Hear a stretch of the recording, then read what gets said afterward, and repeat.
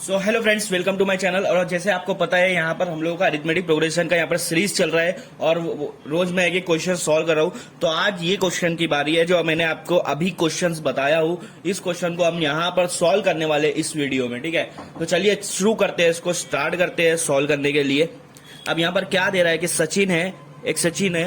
सचिन नाम का एक लड़का है जो इन्वेस्ट कर रहा है, हर साल कुछ पैसे इन्वेस्ट कर रहा है, ठीक है। अब वो इन्वेस्ट क्या कर रहा है कि पहले साल में उसने 5,000 इन्वेस्ट किया। कितना इन्वेस्ट किया? 5,000। दूसरे साल में उसने 7,000 इन्वेस्ट किया। तीसरे साल में उसने कितना इन्वेस्ट किया? 9,000 इन्वेस्ट किया।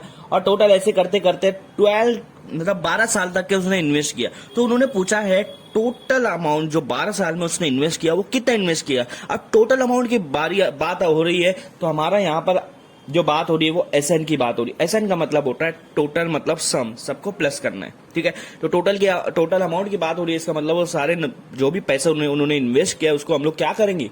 प्लस करेंगे ना, ठीक है। तो एसएन निकालना है, इसका मतलब आपको एसएन का फॉर्मूला पता होना चाहिए। अब एसएन का फॉर्मूला क्या है? एसएन का फॉर्मूला है n/2 2a plus n-1 to D, ठीक है।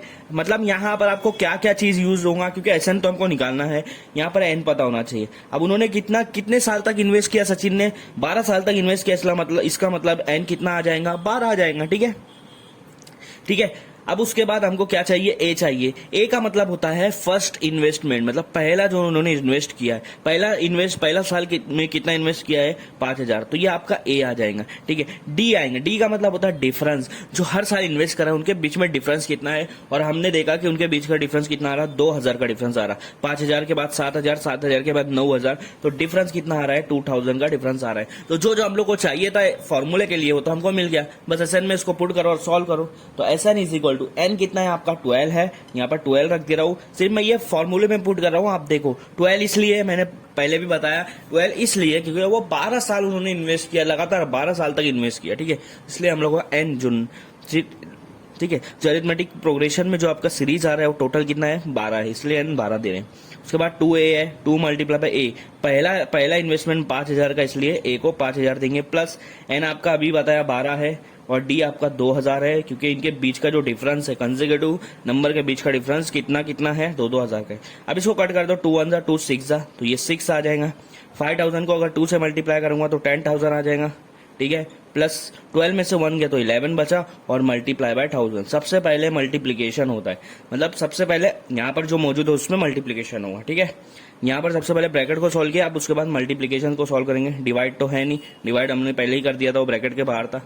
अब 10,000 प्लस 11 को 2,000 को 11 से मल्टीप्लाई करेंगे। 2,000 को अगर 10 से मल्टीप्लाई करेंगे तो 20,000 आएगा, और 1-2,000 मिला दिए तो 22,000 आ जाएंगे, ठीक है। आप मल्टीप्लाई करके देख लेना अगर किसी को नहीं समझा। 2,000 को 11 से मल्टीप्लाई करके देंगे। 11 2 से कितना होता है? 22, और कितना जीरो आगे लगा दो, बस, ठीक है। 22,000 में 10 मिला दूंगा तो कितना हो जाएगा? 32,000 हो जाएगा। कितना हो जाएगा? 32,000। अब 32,000 को 6 से मल्टीप्लाई करना, तो हम क्या करेंगे? 6 को 32 से मल्टीप्लाई कर देंगे। 32 को किससे मल्टीप्लाई कर देंगे? 6 से। 6 2 12, 2 यहाँ 1 या 6 3 18 19, 192। 32 को 6 से मल्टीप्लाई किया तो आंसर क्या आया? 192। कितना जीरो है? 3 जीरो आगे लगा दो।